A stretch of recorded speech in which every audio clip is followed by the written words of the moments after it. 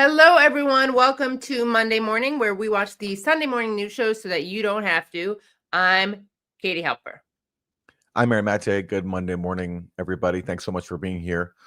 Our website is usefulidiotspodcast.com. Go there to support the show, keep us going, and get bonus content in the process. This What's week, better than that? this week on Monday morning, we'll be spending a lot of time on SignalGate.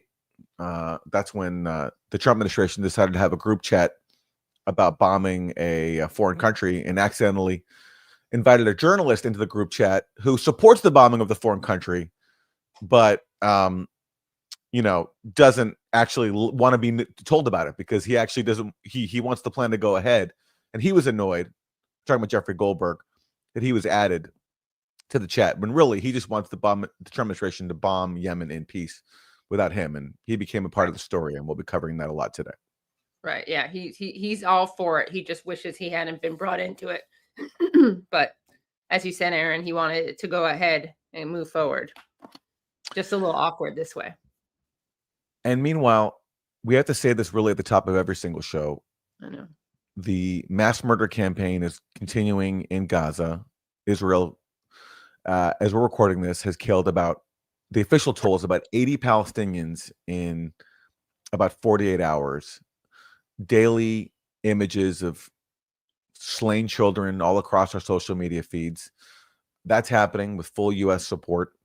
Benjamin Netanyahu, the Israeli prime minister, has just announced essentially that this plan of what he calls voluntary migration, by which he means ethnic cleansing, is going ahead with Trump's support. And that's happening. And it's, to me, one of the worst crimes in human history. And we're happy to be living through it right now. And it's just one of the things we're going through, and it's happening. And our media continues to do a horrible job of covering it. They're actually covering up for it rather than covering it. Right. You'd have no idea that these things were going on right now. You would just have the idea that there's a controversy over a Signal chat. It's really disgusting. And, another thing that happened that I think is worth mentioning, because it's just so disgusting and it's unbelievable that people are still defending what Israel's doing. But basically, these Palestinian Red Crescent Society members who are first responders, they were discovered, excuse me, they were discovered in a mass grave. They had been executed, and they were bound. Their hands were in handcuffs. And this is the type of stuff that is so unexcusable and so not part of any justifiable war. Now we know this isn't a war. This is a genocide. But even just to be like to grant people the defense that they usually make, there is no defense. And meanwhile, the UN World Food Program has warned that Gaza's bakeries are going to stop working tomorrow, Tuesday, because of a shortage of flour, which Israel has planned for coming into Gaza along with every other basic necessity for life. So the news, it seemingly can't get any worse, but it can. It's an unmitigated catastrophe, entirely human-made, and those humans are the Israeli government, backed up by the U.S. And it's just happening. And we don't have very many clips about it today on today's show, because this is now just considered normal. That this genocide is being completely normalized by our media. Yeah, it is. It's such a. I mean, it's just the media is so derelict on this. And Mark Perlmutter, who's a doctor who we played a clip of last week, he really. I mean, he's says that the media is guilty of whitewashing this. And he gets to see the fallout of that in the form of exploded bodies. And, somebody watching this might say, okay, fine. Well, what about Hamas? Why are they still holding on to the remaining hostages, the remaining captives? You know what I say personally? I think they should let them go. That's my personal opinion. I don't know what Hamas is doing at this point, but we don't control Hamas. We're funding the Israeli military as it's carrying out indiscriminate bombings of innocent people and blockading an entire civilian population. That's what we control. We don't control Hamas. And even from the point of view strategically, has this worked? from the point of view of rescuing hostages? No. In fact, Israel's killed more hostages than it's rescued. So I don't know how anyone can still defend. I mean, they never could defend it to begin with, but after a year and a half of this, how anyone is still possibly defending this, it's just, it's beyond belief. And nothing Hamas does or doesn't do justifies these war crimes and a genocide, right? So, like, it's important to remind people that genocide is not self-defense. You can't use that as an excuse. And as you just pointed out, Aaron, I mean, they were very amenable to releasing hostages throughout the deal. And as Barak Ravid, who's not exactly a critic of Israel, but who is himself a former intelligence officer in the IDF, and has been justifiably accused of doing a lot of stenography for Israel, he himself said the deal, the ceasefire didn't collapse. Israel collapsed it. All true. Yep. Okay. Well, we have a recap show to do, and a lot of it is about SignalGate. So, fasten your seatbelts for a lot of SignalGate today. Let's start off with, as we always do, with our weekly recap from Meet the Depressed. Good Sunday morning. President Trump is standing by his national security team as the fallout intensifies after top officials mistakenly shared attack plans for U.S. military strikes in Yemen on the Signal messaging app with a journalist. In an exclusive phone interview on Saturday, the president told me, quote, "I don't fire people because of fake news and because of witch hunts." Mr. Trump said he still has confidence in Defense Secretary Pete Hegseth and National Security Advisor Mike Waltz. So it's nice to know that he doesn't fire people because of witch hunts, but he does, of course, engage in witch hunts himself. Maybe that's why he likes to be able to take over that lane himself. Witch hunts and attacks on free speech. So shout out to Trump for overseeing the kidnapping of people here in this country who have legal rights that are being violated. Because they criticized the Israeli government. Right. And exactly. that's why they're being the target of the witch hunt. Yes. And yeah, I don't think this is a witch hunt against Mike Waltz. Mike Waltz, as we're going to get into, screwed up big time by adding Jeffrey Goldberg to a group chat about bombing Yemen. And then he lied about it. And we're going to see how he's lied about it shortly. But I don't think that's actually a witch hunt. And the problem Democrats have is that given they have cried wolf so many times before on all these fake national security scandals, like when, for example, they framed Trump as a Russian asset, they do have less ground now to complain. People aren't listening, I think, the way they might have normally otherwise had. If Democrats hadn't spent so much capital free-mongering by Trump being controlled by Vladimir Putin. I mean, that didn't work out so well. So people might be a little bit tired of these like national security scandals, but this one actually was a genuine screw up by the Trump team. There's no doubt about that. Yeah, exactly. Yeah. All right, back to Meet the Depressed.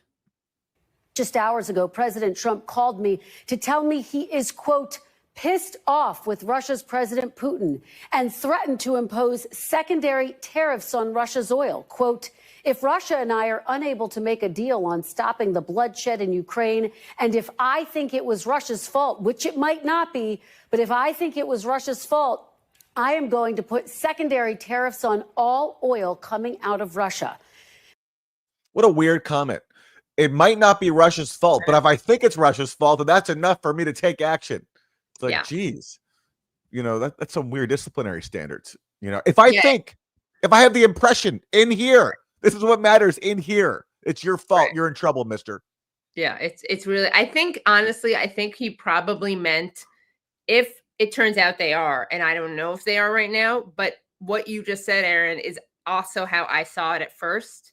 And it's an example of how undisciplined he is in his messaging and how careless. And, because you don't really want to say something that will give the impression that you're going to punish Russia, regardless of whether it's done it. But you know what? I like the way he has, I feel like Welker is kind of like his therapist. He called her up. Sounds like he needed an emergency session. He told her about how he was feeling. He was pissed off. Yeah. Yeah. He was working through some stuff. By the way, he's already backing off this threat. On Air Force One last night, he already started walking that back. And the thing is, I just don't see him following through on imposing secondary sanctions on Russian energy because, first of all, the U.S. has already cut itself off from Venezuelan energy because we're trying to overthrow the government there. And Trump is a big part of that. That this was obviously his policy of trying to have a coup in Venezuela. So Venezuelan oil is out.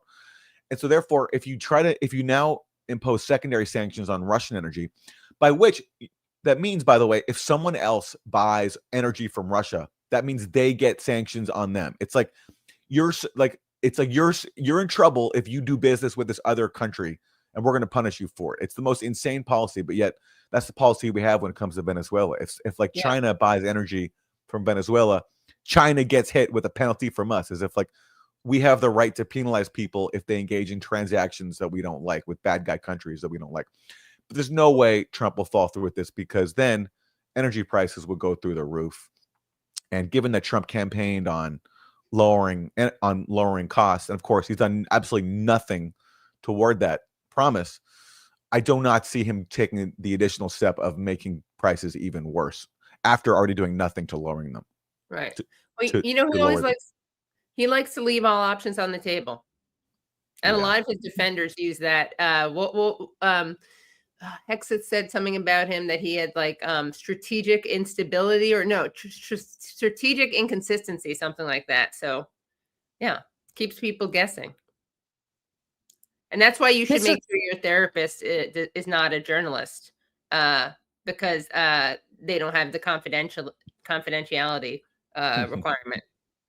Trump said 25% tariffs on Russian oil could happen any moment, and told me he plans to speak with President Putin this week.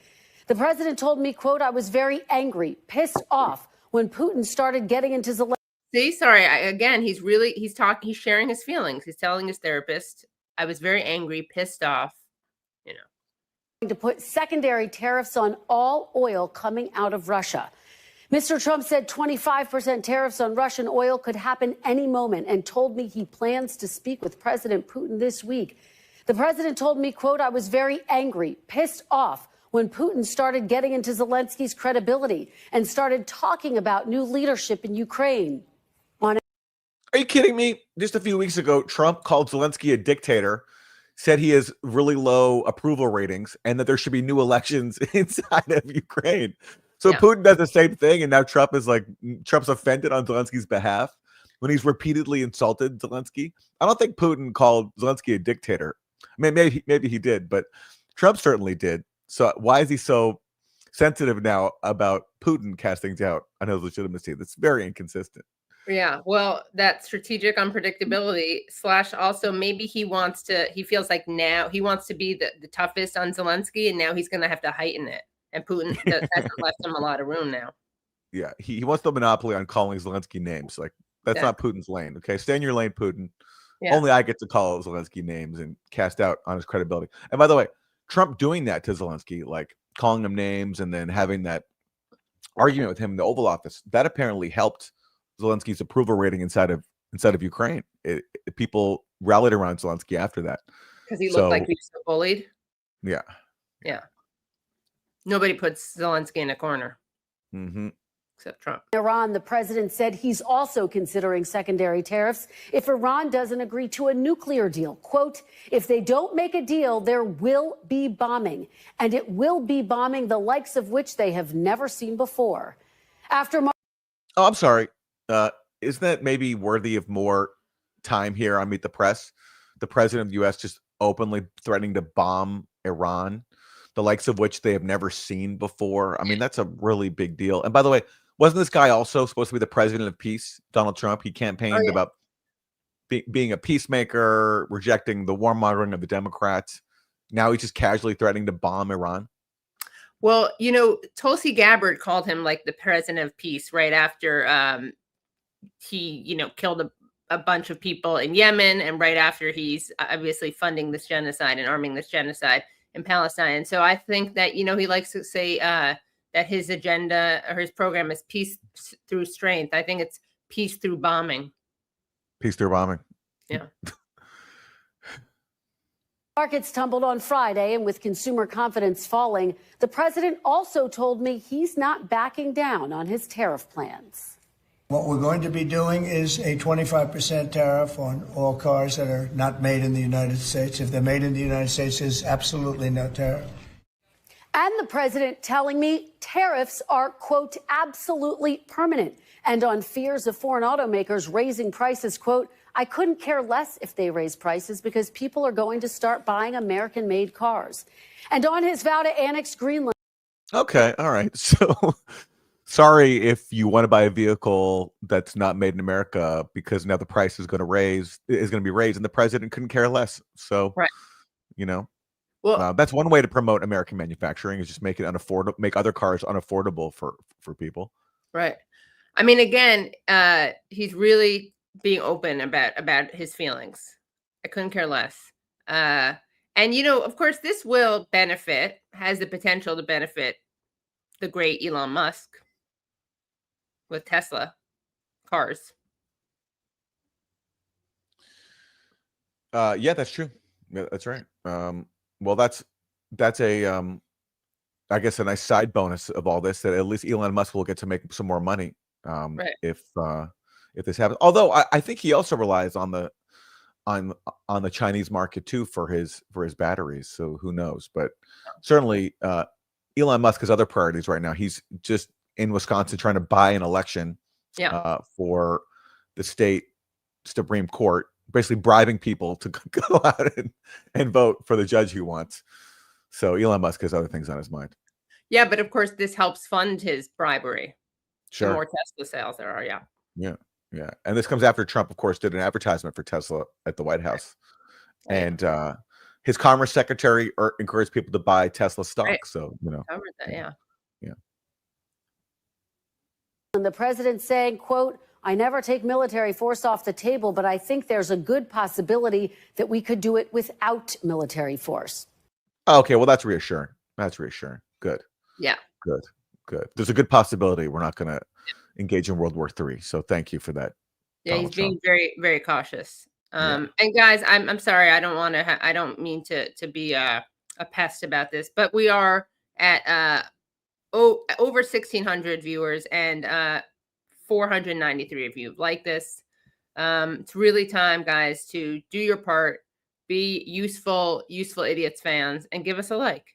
You're not giving us a like, you're giving the show a like. And when you give the show a like that you're watching yourself, you're giving yourself a like somehow. So give a like. All righty. Next clip, or is there anything more in this one that we need to go over? Where are we? No, let's we're turn to the man of the hour. His name is Jeffrey Goldberg. He is a inside the Beltway journalist, editor-in-chief of The Atlantic, used to write for The New Yorker. Now, and we know Jeffrey Goldberg for the IDF. That's right, yeah. Now, we know Jeffrey Goldberg as just like a premier Beltway stenographer for neocons. Every time there's a foreign military intervention, regime change campaign, Jeffrey Goldberg's on the case, laundering propaganda. He was integral to the propaganda campaign to build up support for the Iraq War. He published all these lies in the New Yorker magazine about Iraq having WMDs and ties to Al-Qaeda. This was just fiction. He does the same thing every time there's a government to overthrow. So Jeffrey Goldberg is well-versed in supporting and putting out propaganda in support of foreign bombings. And because of that, he's in the contact list of National Security Advisor Mike Waltz. And Mike Waltz accidentally added Jeffrey Goldberg to the group chat for the bombing in Yemen. And now we have SignalGate. So let's hear Jeffrey Goldberg's thoughts on the attacks that he's faced as a result of being made inadvertently the center of this story. Right. And again, you don't hear about the people killed in Yemen in this attack because the real victim is Jeffrey Goldberg. And the real story is SignalGate. It's not about illegal bombing campaigns, which our media couldn't care less about. Editor-in-chief of The Atlantic, Jeffrey Goldberg. Jeffrey, welcome back to Meet the Press. Thank you. Thank you so much for being here after an extraordinary scoop and week for you. We really appreciate it. I want to start with what we've been hearing from administration officials throughout the week, various excuses, explanations for how you were added to that Signal group chat. Take a listen to some of what we heard. Maybe Goldberg found a way. Maybe there's a. By the way, it sounds like he's calling this in from bed. Doesn't it sound like he's like lying down and not really that alert? Sleepy Donald. He definitely sounds like Sleepy Donald. Yeah, Sleepy Donald. Staffer. Maybe there's a very innocent staffer, but I think we'll get to the bottom of it very quickly, and it's really not a big deal. Well, look, a staffer wasn't responsible, and look, I take full responsibility. I built the group. My job is to make sure everything's coordinated. I'm sure everybody.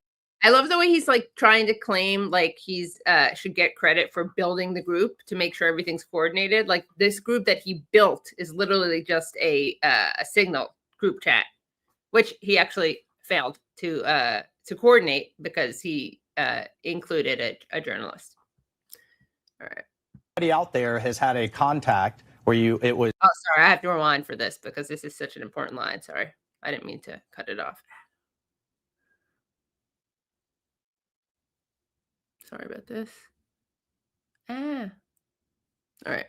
A staffer wasn't responsible, and look, I take full responsibility. I built the group. My job is to make sure everything's coordinated. I'm sure everybody out there has had a contact where it was said one person and then a different phone number. But you've never talked to him before, so how?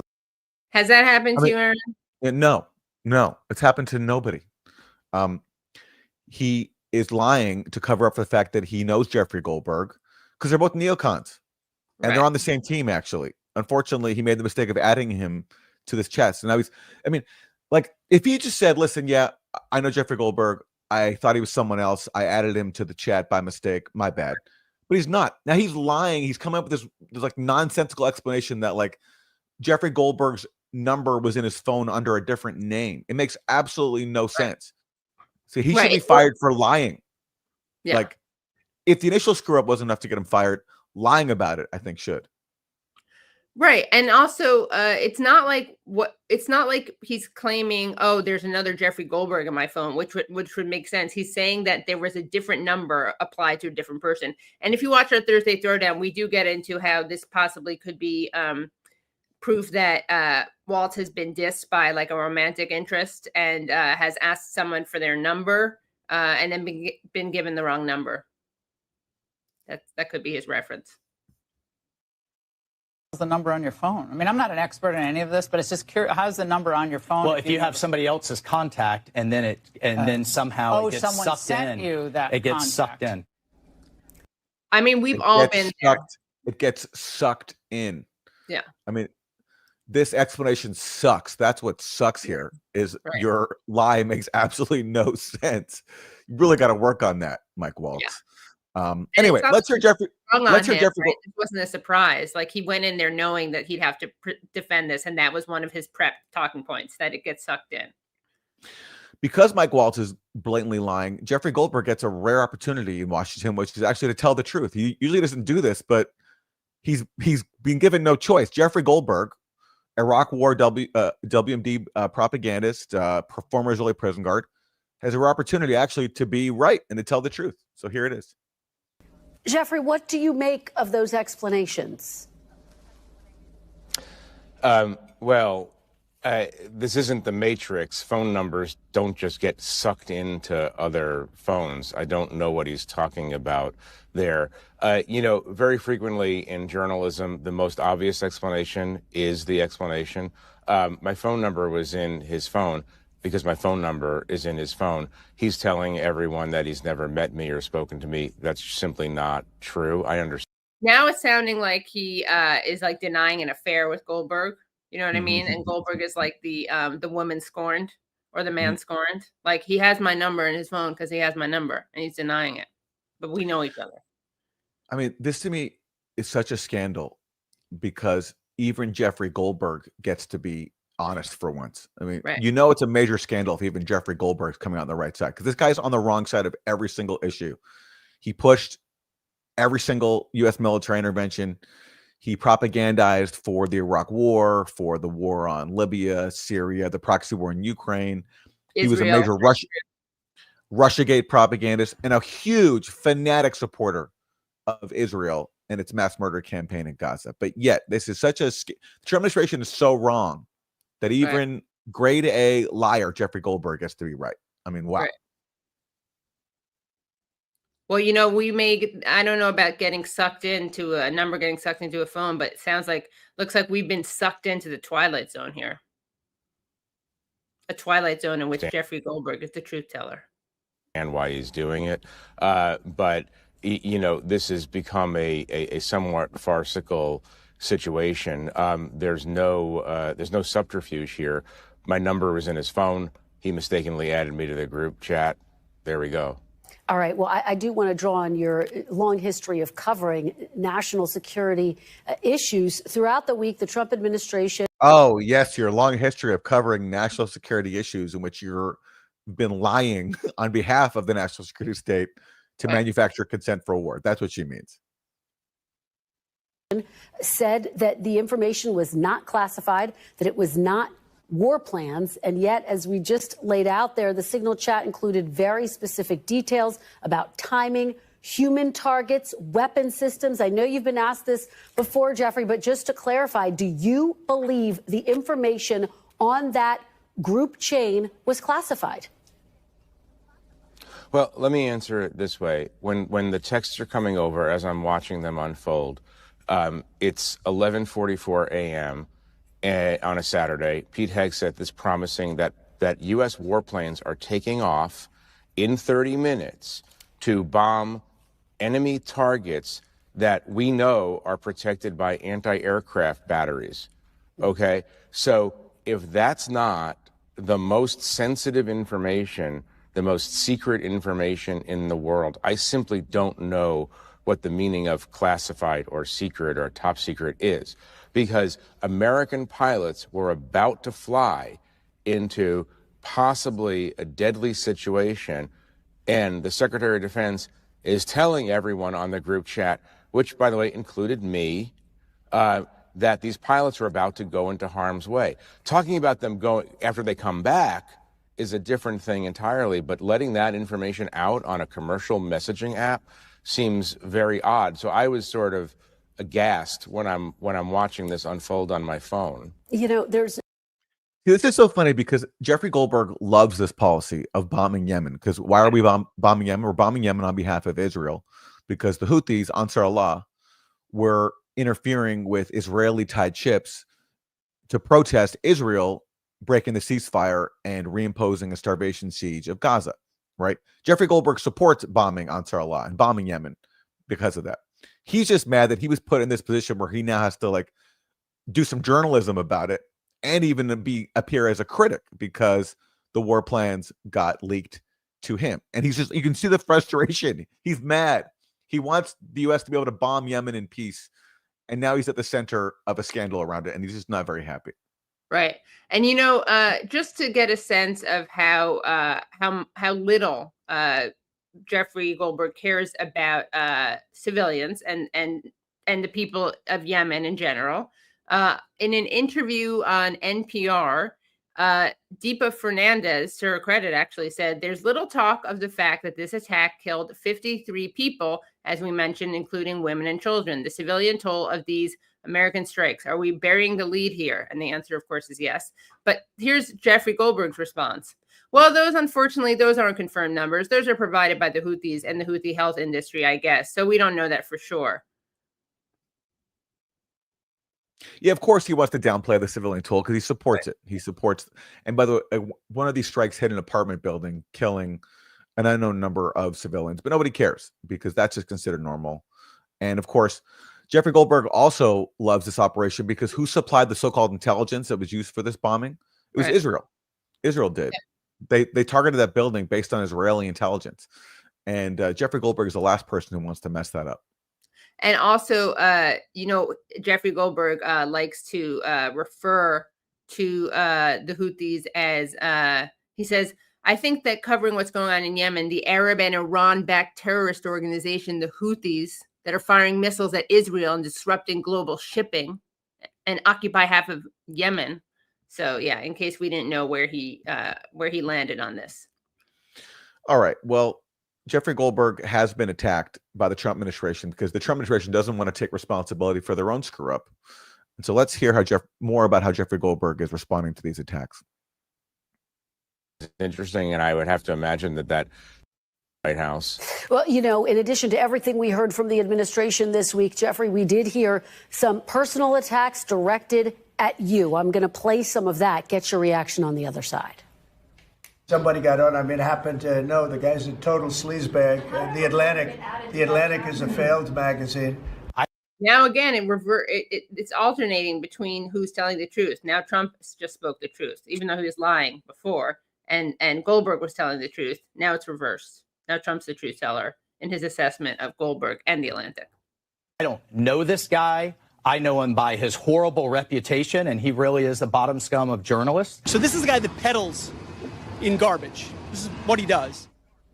Jeffrey, I don't have to tell you this. The administration has taken. And by the way, in that clip, I believe it's that clip, right, where Hegseth goes on to mention how he pushed Russiagate. So again, the truth telling alternates. Legal action against news organizations. Are you concerned that this administration will come after you? No, I don't get bullied. I'm not worried about that. They're obviously being very, very silly there. There's a playbook that, and you know this as a journalist, I'm not the only journalist to be the target of these kind of attacks. When they do something wrong, they go on the attack and they attack the messenger. You know, and the odd thing about this one is I didn't really actually do anything. I'd like to claim that I was some bold investigative reporter here. All I did. Thank you for admitting that you didn't do anything and that you were not a bold investigative reporter. And you could have stayed in there and gotten a major scoop and of course, saved some lives. But he's not interested in that. Yeah, he left the chat. Right. Because once he realized he was legit, he didn't want to know anymore. He didn't want to mess up the war plan. So he bounced. Yeah. So it's good for him to admit, as you said, that he's not actually doing journalism. Yeah. But what he's really saying, all I am is just a neocon hack. And another neocon hack happened to add me to the chat by accident. And that's true. That's, again, Jeffrey Goldberg, a rare moment of honesty for him. Exactly. I mean, the great thing about SignalGate is that it's giving people a chance to tell the truth who are usually liars. Was answer a message request from Mike Waltz on Signal, and then the rest of it just came on my phone. So even if I had those terrible character traits that they ascribed to me, all I did was simply print what they said. So I don't think the tactic is working. Sometimes it works. Sometimes people get intimidated. We at The Atlantic are not intimidated by this nonsense. We're going to keep reporting the truth as we see it. And I just think it's kind of silly deflection. Finally, last question here, Jeffrey. Do you have any regrets, any second thoughts about how you handled this situation at all? No, I mean, I wish that I had not been put in the position to have to release the more sensitive. I wish I hadn't been put in the position of having to do journalism because I don't want to do that when it comes to questioning bombing global South countries like Yemen. I'm forever bitter about that, and it's just a funny situation. It's really, really funny. He didn't want this story. He didn't want it. He doesn't want to expose U.S. for bombing Yemen. He doesn't want to do it, but he had to because they called them all these names, so he had no choice. And The Atlantic, he says, will not be intimidated. We're going to continue to report the truth as we see it. The key words there are as we see it, because The Atlantic reports, except for in this case, the opposite of the truth, given their long record of stenography on behalf of warmongers like Mike Waltz, who now pretends to not know Jeffrey Goldberg. Right. Yeah. And by the way, we should add that there's photo of the two of them together. Yeah. They took part in some neocon event with Bernard Henri Lévy, this French neocon in Paris. Yeah. So of course these people know each other. And again, Mike Waltz, I just can't believe he can get away with lying about this when everyone knows that they do know each other. And it's funny to me that Trump is standing by his man when this is just such an obvious screw up and such an obvious lie to cover up for it. Yeah. Okay, let's hear from Democrats. How are they holding the Trump team to account for this? Well, Mark Warner, the ranking Senate Democrat on the Senate Intelligence Committee, he wants you to know that no matter how he feels about how this intelligence screw up in SignalGate, he supports the bombing of Yemen. So great to see this bipartisanship. Yeah. About the raid first, are you glad this administration is taking a more aggressive military posture against the Houthis? And do you believe if it is successful, it will reopen commercial shipping through the Red Sea? I think we should take more affirmative action. I think the administration is doing the right thing.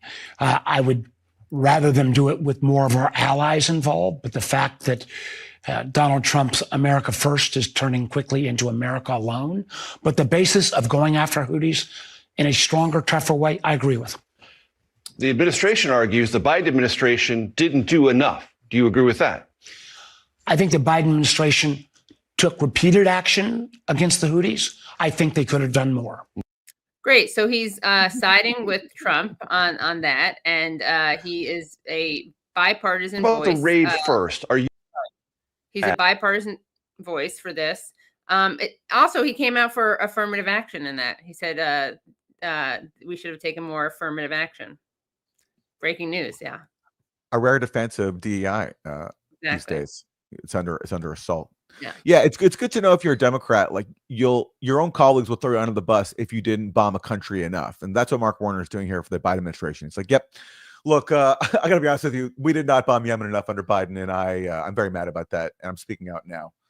And I'm supporting Trump as he bombs Yemen on behalf of Israel. This is all on behalf of Israel, which no one wants to acknowledge, really, but that's what it is. Although, because the intelligence did come from Israel, the intelligence that was used in the bombing of Yemen, we are forced to reckon with that. So here's Mark Warner commenting on the Israel factor here, in that, hey, we just bombed a foreign country based on so-called intelligence that Israel gave us.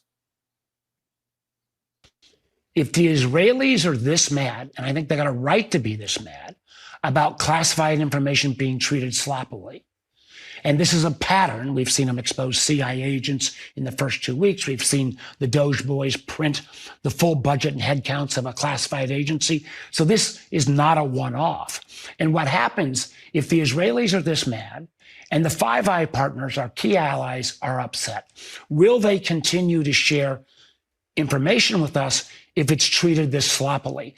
And if we don't see action taken by this administration, if someone is not held accountable, I believe Secretary Hegseth should resign or be fired. I think Mike Waltz should resign or be fired. If no action is taken, what message does that send to the workforce? Because, Major, I can tell you this. If you were a military officer or a CIA agent and you treated classified information this way, you would be fired. End of story. So this is a crisis because unless we take accountability here, Israel might not give us bombing coordinates anymore to bomb a civilian building. And that would be a major crisis in national security. Right. So please let there be some accountability so that we can continue to receive Israeli instructions on how to kill civilians in foreign countries, please. I mean, it's just so incredible that these people say this stuff out loud. You know, it's the stuff that like critics of U.S. foreign policy will say, you know, it's because the United States is so in bed with Israel, because the United States just cares about its relationship with Israel above all. And he says it out loud. Okay, well, somebody else who's fully on board with bombing Yemen is retired General Frank McKenzie, former commander of CENTCOM, now a CBS News contributor. Let's hear his thoughts. The issue here is a new tempo, an increased tempo of military operations, some of them day in out, against the Houthis in Yemen. Evaluate that and its importance in understanding the broader context of this story. Sure, Major. And first of all, it's great to be with you here today. I think the larger story here is actually that we have finally begun to strike the Houthis hard. There's an old Neil Young song. I'll lift the line from it. Should have been done long ago. Well, okay. Sorry, I just have to bring up the fact that this is an old Neil Young song, as he points out. He is right, by the way, that the real story is the bombing as opposed to SignalGate. But as we'll see, he just comes out on the wrong side of it. But Aaron, you're a Canadian. Neil Young is a Canadian. He has a song called Ohio.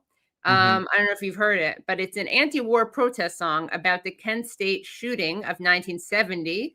When during a student protest, an unarmed peaceful student protest against the Vietnam War, the National Guard opened fire and killed 4 students paralyzed 1, wounded 8.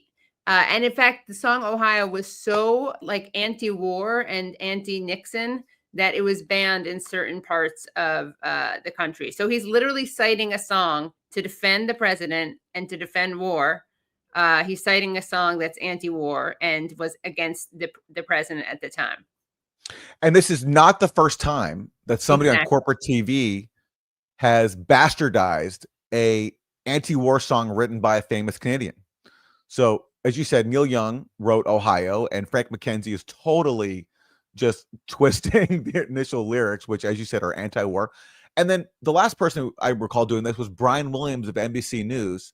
Yes. When the U.S. bombed Syria, so Brian Williams then said, well, he said, I'm reminded of the great Leonard Cohen, who wrote, I'm guided by the beauty of our weapons, right? Of course, Leonard Cohen was also writing an anti-war song. Leonard Cohen was not writing like a tribute to the beauty of U.S. weapons. So what is it with corporate hacks on corporate TV taking anti-war anthems written by famous Canadians and twisting them into, pro-war messaging? It's very, very strange. Very strange.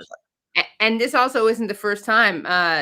Neil Young is particularly victimized by this. This isn't the first time this has happened to him, because Donald Trump also used "Keep on Rocking the Free World," which not just Donald Trump. Anthony Blinken even played a cover of "Keep on Rocking the Free World" while visiting Kyiv to, as part of a concert to like build up morale among Ukrainians. So, hey, Ukraine, we're sacrificing all your people, but here's our Secretary of State playing a rockin' version of "Keep on Rocking the Free World." And so, Canada really should launch an official complaint here. I mean, they should consider invading.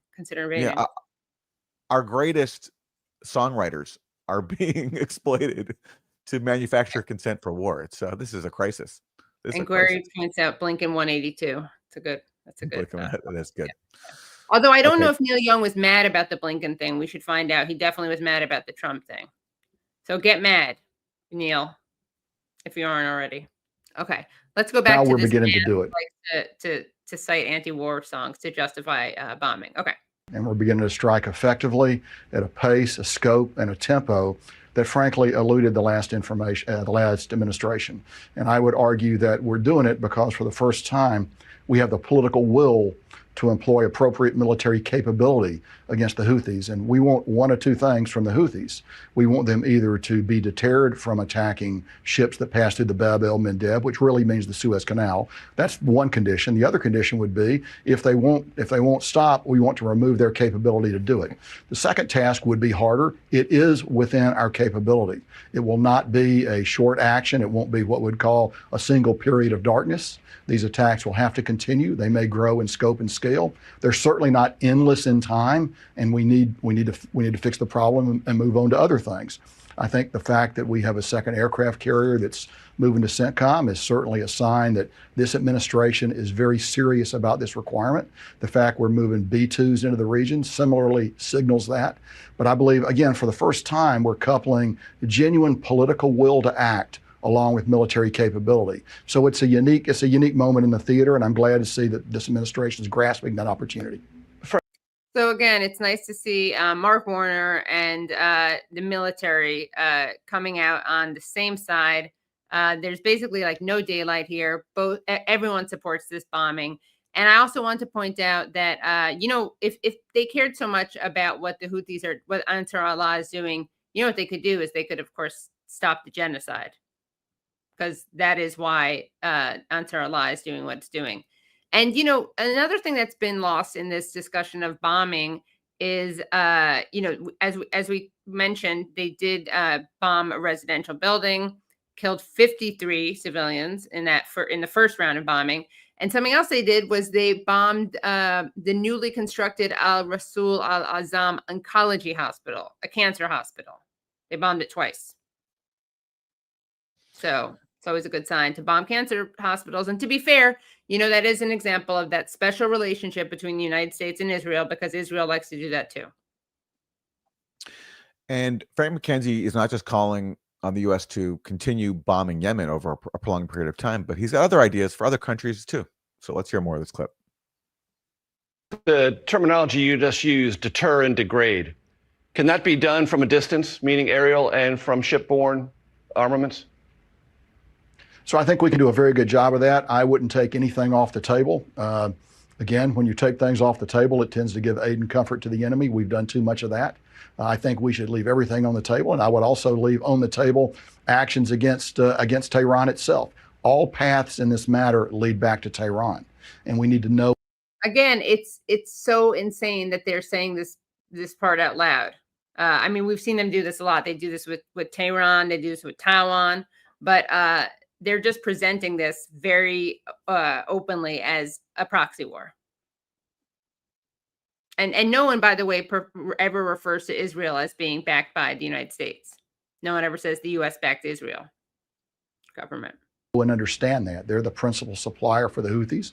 And right now, Iran is finding it convenient to backpedal and to claim that close relationship. But in fact, the Houthis exist because of Iranian support, and now to a lesser degree because of Russian support. And we need to recognize that, and we shouldn't give. It's just not true. I mean, Ansar Allah comes from Yemen. They have been fighting a really brutal war for 10 years. They recently turned 10 years old because Obama authorized Saudi Arabia to go in and start bombing them after like basically a power dispute. And yes, they've gotten support from Iran, but not to the extent that people like Frank McKenzie claim, and certainly not anywhere near to the extent that Israel gets from the US, which again, of course, we can't even talk about. But again, it's totally fine to call for not just continuing to bomb Yemen, but also maybe bringing it to Iran as well, because why not? The only language these people speak is just warmongering constantly. And again, it's interesting because just like we said, you know, all the stuff that he's saying about Iran and Ansar Allah could, of course, be applied to, as you just pointed out, to Israel and the United States. But also, he just used the term, like he talked about the special relationship. And again, that's something the U.S. shares with Israel. All right. Well, listen, we need someone to defend the good name of the Trump administration, and Meet the Press found just the right person. That's Senator Mark Wayne Mullen of Oklahoma to defend SignalGate from the Trump administration's perspective. And people may remember him from his very homoerotic exchange with the labor leader, Sean. Can't remember his last name, but we covered that. Very important story. Successful attack against the Houthis. It's a terrorist organization. What they did is they had a very successful attack against the Houthis. It's a terrorist organization that had been harassing our Navy since 2023. They had attacked our Navy 174 times, and the Biden administration did nothing but sit on their hands. What the Trump administration did was take the fight directly to the Houthis. So what the conversation should be is, why didn't the Biden administration do something in the last 2 years instead of us being focused on this signal chat, which there was no classified information given out? Again, the Biden administration did bomb Yemen multiple times, and the Biden administration could not have focused on the signal chat because the signal chat hadn't happened yet. They're not time travelers. A lot to criticize Biden for, but not being able to do time travel is not one of them. And again, it's like I'm not like, this is not speaking in defense of the Biden administration that they bomb Yemen. I don't think they ever should have bombed Yemen to begin with. They simply could have just avoided all this by supporting Israeli mass murder. But that is the missing factor here that no one wants to acknowledge, that this is because Israel was not respecting its own ceasefire. And Ansar Allah launched this intervention by targeting ships passing through their straits. Right. And by the way, Israeli-tied ships, by the way. That's what they've been focusing on recently after Israel reimposed a blockade of Gaza. Right. And by the way, I do appreciate the merch, that Mullen Ranch vest. I wonder if it's for sale. Oh, okay. Yeah. The conversation was a thoughtful conversation, and the attack was extremely successful. You take me to my next question. It was thoughtful. It was a thoughtful conversation. What's the problem here? Like, it's so thoughtful that Mike Waltz, if you read the text, he couldn't even like type properly because he was so excited that they were bombing a civilian building. So he's like, "Oh, sorry." Like, JD Vance had to ask him, like, "What? Like, what did you just type?" Because Mike Waltz was so excited. And then, of course, Mike Waltz came out with the emojis, like the American flag and the fire and the fist emoji, I think. Very thoughtful. All those, very thoughtful. So sensitive. Question. You say there was nothing classified. I'm going to show some of what Secretary of Defense Pete Hegseth did text out. Here's a little sample. 12:15 Eastern Time.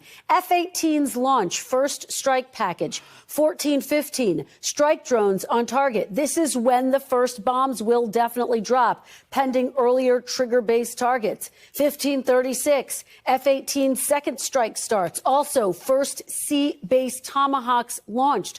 Those are specific times and weapons. And later, there's a discussion about target details. Senator, if that's not classified information, what is? Tell me where the location was at. What part of the region was it at? What part of the world was this at? We have a lot of conflicts.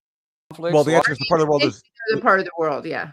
Yeah, it was Yemen. I mean, it was. That's the part of the world. Like that is a part of the world. I don't understand his pushback there. Tell me what part of the world it was. It was Yemen. Where's Yemen? What part of the world is that? Right. You know what I mean? Is it Yemen even on could be- planet Earth? Yeah.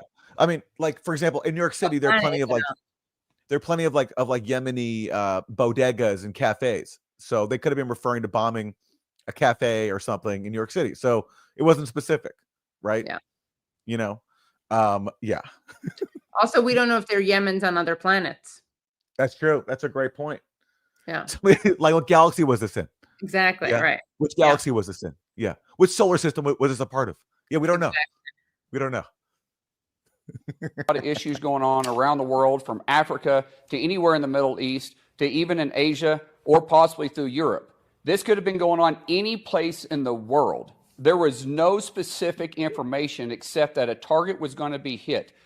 We could have been bombing anywhere on this planet. So what's the problem? What is the problem? We bomb everywhere all the time. So what are you so mad about? Yeah. So insane. We have terrorist organizations coming after the United States everywhere because the Biden administration has done nothing for 4 years. Instead of having peace through strength like President Trump is leading, they try to do it appeasement. And what happened is these rogue regimes and terrorist organizations have taken advantage of it. What happened? All right, so now we have terrorist organizations coming at the U.S. from all angles because the Biden administration, he says, did nothing. And this is just the strategy. Let's just attack the old administration for our own screw up. All while everybody agrees, by the way, whether you're a Democrat or Republican, that it's great to bomb Yemen. The only question is, why didn't Biden do it more? Yeah, right. It's disgusting. Yeah. And by the way, the reason that they can call the Ansar Allah a terrorist organization is because conveniently the Trump administration redesignated it as one. That's right. And when they did that, they cut off basically food aid to the people living in Ansar Allah's controlled territory, which is most of the Yemen, because if you designate a group as a terrorist organization and they control territory, you're basically cutting off any transactions with that territory, including delivering aid. So that move actually jeopardized a lot more people inside Yemen that were already suffering. And yeah, that's another aspect of this policy that, of course, that just gets no attention. Right. Okay, we are running a little short on time, so let's skip ahead to Senator James Lankford, also from Oklahoma. So this is we're lucky to hear from both senators from Oklahoma on today's show. Senator James Lankford went on CNN to talk about the Trump administration deciding to kidnap foreign students and place them in deportation proceedings simply because they criticize Israel. In the case of one Turkish student at Tufts University, because she co-wrote an op-ed criticizing Israel and calling on her school to respect a vote for divestment from Israel. So this is Senator James Lankford. Turn to the arrest of Rumeysa Öztürk. She is a Turkish PhD student at Tufts University. The video that we have appears to show men in plain clothes grabbing and handcuffing her, taking her away in a van. Now, the Trump administration... What does this appears to show, by the way? It does show. Well, Dana Bash is being very journalistically careful. Right. You know, maybe this is a fake video. Maybe there's context we're not seeing here. You know, got to be really careful. Of course, this is the same person who constantly parrots every Israeli propaganda line. But when there's actual video of someone being kidnapped, it appears to show. Right. Let's just water that down a little bit. If only her standards, journalistic standards, were as high when it comes to claims of Hamas rape, which he peddled, and never, by the way, ever reported on the documented cases of Israeli rape of Palestinians. Administration claims that she engaged in activities in support of Hamas. They're apparently referring to an op-ed she wrote criticizing Tufts' response to Gaza protests. You're on the Intelligence Committee. Have you seen any evidence that she took action to support Hamas? And just more broadly, are you comfortable with the government arresting and trying to deport someone who is here legally and who, as of right now, has not been charged with a crime? So a couple things on that. No, we've not gone through the intelligence, at least I've not gone through the intelligence report specifically in that case. But I would tell you there is a requirement that if you're a student or under a legal visa here in the United States and you're supporting a terror organization, you can be removed from the United States. That is current federal law. That has been used in the past and should be used again. We should not have individuals that are here under a tourist visa, student visa, work visa that actually come and then abuse that system to be able to undermine the United States. Except again, there's no evidence of that. It's only a question of speech. And the First Amendment does protect F1 visa holders' rights to protest and free speech. Well, let's see. Is Dana Bash going to push back and say, what is your evidence that she supports Hamas? Right. Let's see. So this is not a suppression of free speech. This is saying Americans have the right to free speech. But if you're a foreigner coming into our country and you're coming to undermine our country, whether it's in support of terrorism or not, right, that should be something we do not allow. And I like the way he says whether it's in support of terrorism or not.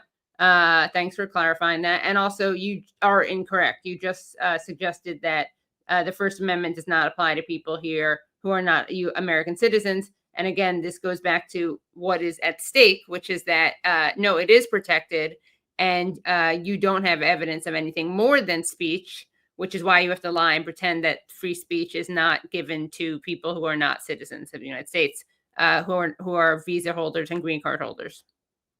And that's settled law. Totally understand the difference. My question is, do you need to see the evidence of what you just discussed, that she actually supported a terrorist organization? And are you okay with her not being charged with a crime? Rare moment of Dana Bash actually asking for evidence. I'm surprised to hear it. It's refreshing. Now, recall, Dana Bash is someone who gave a monologue about how the atmosphere for college students right now is similar to that of 1930s Germany. So she helped spread this fear-mongering, accusing people like this detained Turkish student of anti-Semitism. And now they're facing the result, which is that this is being used to deport people. So it's good to see her now wake up to the evidentiary requirement for journalism, which is that you can't make claims without evidence. But it's also a little bit too late because she was helping to smear the very same students who are now being persecuted.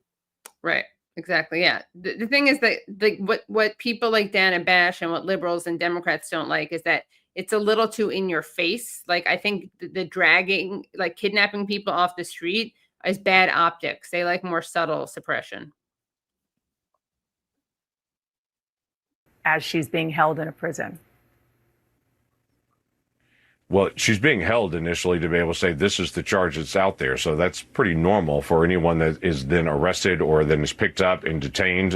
When you're not legally present in the United States or when you're under a visa in the United States and there's an accusation, you are picked up and to be able to be held at that point to say we have some real questions here on behavior and what's happening. As we saw during the Biden administration, there were multiple individuals that were then picked up, charged, and then released, and then they later committed crimes. What the Trump Okay, so now he's comparing her to someone who gets picked up, released, and then commits a crime. She's not being accused of committing a crime. There's no allegation to lodge against her. The only thing hanging over her is that Marco Rubio is using this really obscure provision to say that your presence here in the country interferes with the foreign policy of the U.S. simply because you criticize Israel. That's not a crime. It's not. It's not even an allegation. It's just It's a judgment that Marco Rubio is making based on a really obscure provision. So they're constantly conflating someone being deemed by Marco Rubio to have like unfit thoughts and speech and committing a crime. Or there is no crime. There's no charge even. So it's just a huge conflation being made by people who support this policy. Yeah, and again, no evidence of a crime, as he pointed out, and nothing that they're saying addresses this. And these are the people who like to pretend that they are anti-censorship and pro-free speech, and they're okay with arresting people over speech. Such a joke. Such a joke. All right. Let's do one more clip. This week is supposedly Liberation Day, which is when Trump's tariffs are going to take effect. And people have a lot of questions like, how much is this going to hurt the economy? Are we going to enter a new recession? Well, Trump advisor Peter Navarro, who was the main architect of these tariff policies, he went on Fox News Sunday to tell everyone, don't worry, everything's going to be okay. You heard Lucas's reporting there where the president says he doesn't care if the prices go up on U.S. cars. So what's the message to the U.S. consumer? The message is that tariffs are tax cuts, tariffs are jobs, tariffs are national security, tariffs are great for America, tariffs will make America great again. I love that policy specificity. Real good analysis, yeah. Tariffs are fun. Tariffs are great. Tariffs are me. Tariffs are you. Tariffs are all around us, everyone. So don't worry. Everything's fine. Okay? Yeah, tariffs are tax. What does it mean tariffs are tax cuts? What does that mean? A tax cut is a tax cut. Like, are you actually going to give people a tax cut to help offset the costs of the tariffs? I mean, we'll see. But a tariff is not by itself a tax cut. If anything, it's a hike because prices are going to rise as a result of these tariffs. A tariff is our friend. He's basically just doing like free association. Exactly. It's like a poem. It really is. I do like my favorite is "We'll Make America Great Again." That really brings it all, comes full circle. Yeah. Yes. Yes. It's like these people can just throw it. They think that anything will mollify their supporters. Like, for example, they'll say America first and then just put Israel first, but somehow Israel first becomes identical to America first. Like America first, Israel first. Sure. Yeah. Your prices are rising. Make America great again. Like, what's the problem? Peace through tariffs. Peace through bombs. Peace through tariffs. Yeah. Yeah. All right. Well, that's going to bring us to the end of today's show. Katie, anything you want to plug for the Katie Halper Show this week? Oh, yeah. We got a great lineup tomorrow. So we're talking to some Columbia students and a professor, Columbia law professor. And then we're also going to talk to Mamdouh Tal, who we interviewed, remember, Aaron, on this show. And he's the Cornell student. He's actually suing the Trump administration right now. So that'll be great. So we're going to be talking to him and his lawyer. So definitely stop by. And that's at 7 p.m. Eastern Standard at youtube.com/The Katie Halper Show. On Tuesday. Yeah, on Tuesday. Yeah. All right. Well, our website is usefulidiots.podcast.com. Go there to support the show, keep us going, and get bonus content. Thanks so much for watching Useful Idiots Monday morning. We'll see you next time. Bye, everyone.